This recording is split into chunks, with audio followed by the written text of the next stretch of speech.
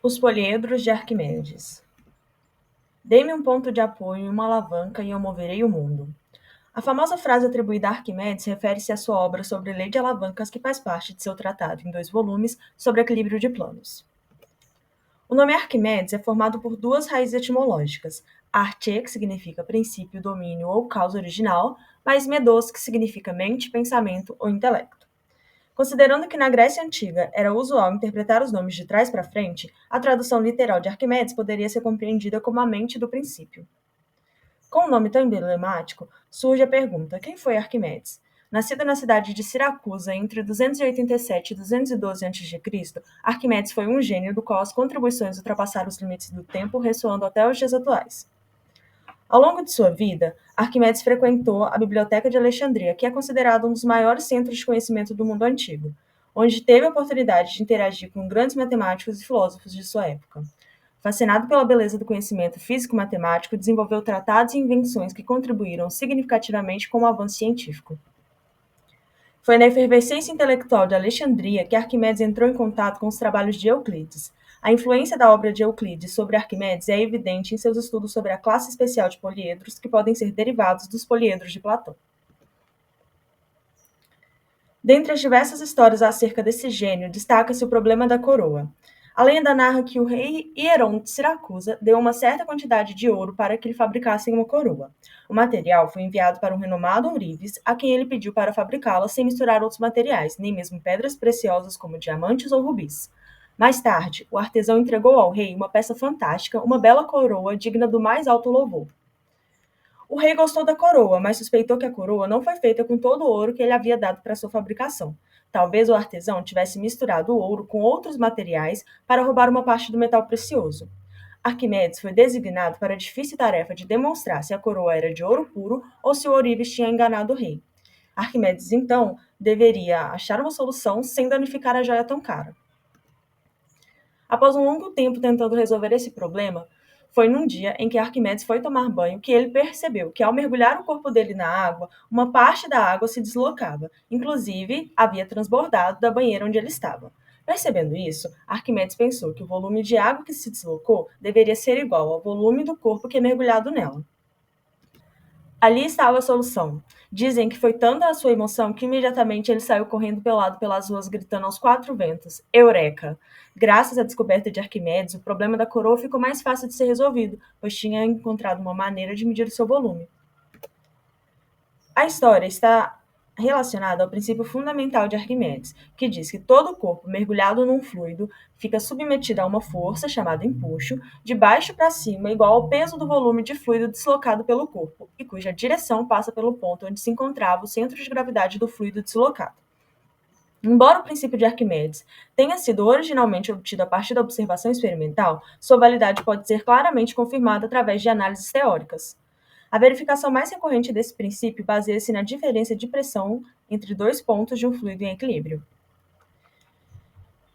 Outra descoberta atribuída a Arquimedes é a lei de alavancas.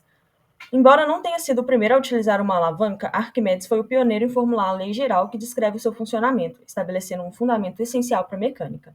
Em termos matemáticos, a lei de alavanca estabelece que um peso PA, aplicado a uma distância dA do plano vertical que passa pelo vulcro, pode equilibrar outro peso PB, aplicado a uma distância dB, no mesmo plano, desde que a relação PA sobre PB seja igual a dB sobre dA. Algumas invenções de Arquimedes. O parafuso de Arquimedes é um dispositivo para bombear água de um nível mais baixo para um nível mais alto. Além disso, temos catapultas, que foram fundamentais na defesa da cidade de Siracusa. Outras invenções que foram utilizadas para ajudar a cidade a resistir aos ataques humanos é a rodana composta, que facilitava a elevação de grandes pesos, e a lente convexa, que servia como canhões de luz. Arquimedes ficou tão conhecido que até os romanos sabiam de sua existência e desejavam capturá-los, mas durante a invasão de Siracusa acabaram matando. Ao ser surpreendido por um soldado, Arquimedes proferiu o que seriam suas últimas palavras: "Não perturbe os meus círculos". Em meio à guerra, era assassinado um dos maiores pensadores da antiguidade. Os poliedros arquimedianos. Antes de apresentar os sólidos arquimedianos, é essencial relembrar algumas coisas. A definição de poliedro nos diz que poliedro é uma figura espacial fechada formada por polígonos reunidos que formam as suas faces.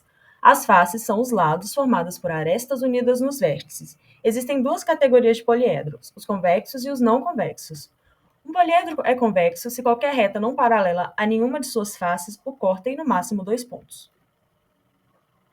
Quando falamos de poliedros de Arquimedes, precisamos apresentar os poliedros de Platão, pois são a base dos de Arquimedes. Os sólidos platônicos são poliedros nos quais todas as faces são polígonos regulares, geometricamente iguais, e em cada vértice se encontra o mesmo número de arestas. Os sólidos platônicos são apenas 5: tetraedro, hexaedro, octaedro, icosaedro e dodecaedro. Vale ressaltar que esses sólidos já existiam bem antes de Platão, mas foi na sua filosofia que os sólidos tiveram destaques. Esses 5 sólidos são chamados de platônicos porque Platão os apresentou em seu Diálogo Timeu, onde esboça uma cosmologia usando a metáfora da geometria plana e dos sólidos. Platão associou cada um desses 5 elementos a um dos elementos fundamentais da natureza. Por exemplo, o tetraedro era o fogo, hexaedro a terra, o octaedro o ar, o icosaedro a água e o dodecaedro o cosmo, pois continha todos os outros. Essas são algumas características dos poliedros de Platão. Repare que os sólidos satisfazem a relação de Euler, que é vértices mais faces tem que ser igual a 2 mais arestas. Certos temas de matemáticas ficam esquecidos durante longos anos ou mesmo séculos para depois tornarem a despertar o interesse de alguns estudiosos que retornam à sua exploração, descobrindo por vezes novos caminhos totalmente inesperados. Assim, vamos retornar aos 3 poliedros de Arquimedes. Os sólidos arquimedianos são poliedros convexos, cujas faces são polígonos regulares de mais de um tipo. Todos os seus vértices são congruentes. Além disso, todo vértice pode ser transformado em um outro vértice por simetria. A característica-chave dos sólidos arquimedianos é que cada face é um polígono regular, e em volta de cada vértice, os mesmos polígonos aparecem na mesma sequência. Todos esses 13 sólidos arquimedianos são obtidos através de transformações nos sólidos de Platão, como truncamento, esnubificação e expansão. Além disso, também satisfazem a relação de Euler. O truncamento consiste em dividir as arestas dos poliedros em partes iguais e construir nesses pontos novos vértices. Temos o truncamento tipo 1 e o tipo 2. No tipo 1, o corte é feito pelos pontos médios das arestas que concorrem no mesmo vértice. Já no tipo 2, o corte é feito de tal forma que a face do novo poliedro seja um novo polígono regular que tem o dobro de número de lados da face do poliedro primitivo, ou seja, antes do corte. A esnubificação de um poliedro regular é uma operação que consiste em afastar todas as faces desses poliedros, rotacionando ou não, e preenchendo os espaços vazios com polígonos regulares. No caso de haver rotação, essa operação é chamada simplesmente de esnubificação. Quando não houver rotação, a esnubificação é conhecida como expansão. A expansão é o processo pelo qual todas as faces de um poliedro são movidas para fora, mantendo-se paralela às posições originais, e novas faces são inseridas nos lugares das arestas originais. Esse processo cria poliedros com mais faces do que o original. Vamos apresentar agora os poliedros de Arquimedes e as suas planificações. O primeiro é o tetraedro truncado. É obtido através do truncamento tipo 2, feito no tetraedro regular. Em cada vértice há o encontro de 2 hexágonos regulares e um triângulo equilátero. O cubo truncado é obtido através do truncamento tipo 2, feito no cubo, e em cada vértice há o encontro de um triângulo e 2 octógonos.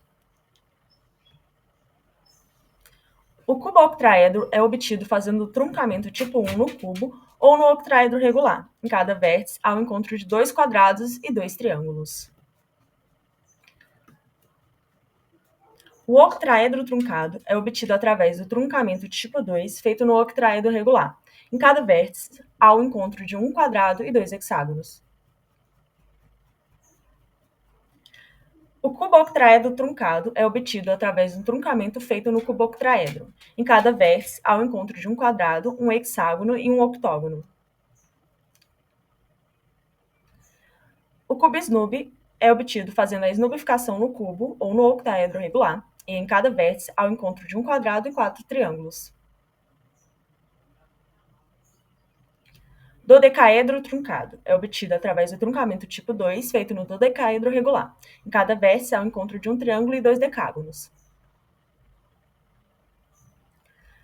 Icosaedro truncado é obtido através do truncamento tipo 2 feito no icosaedro regular. Em cada vértice, há o encontro de um pentágono e 2 hexágonos. Icosidodecaedro é obtido através do truncamento tipo 1 no dodecaedro regular ou no icosaedro regular. Em cada vértice, há o encontro de 2 triângulos e 2 pentágonos. Rombicosidodecaedro é obtido fazendo a expansão no dodecaedro regular ou no icosidodecaedro. Em cada vértice, há o encontro de um triângulo, um pentágono e 2 quadrados.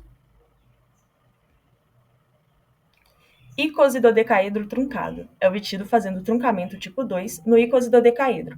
Em cada vértice, há o encontro de um quadrado, um hexágono e um decágono.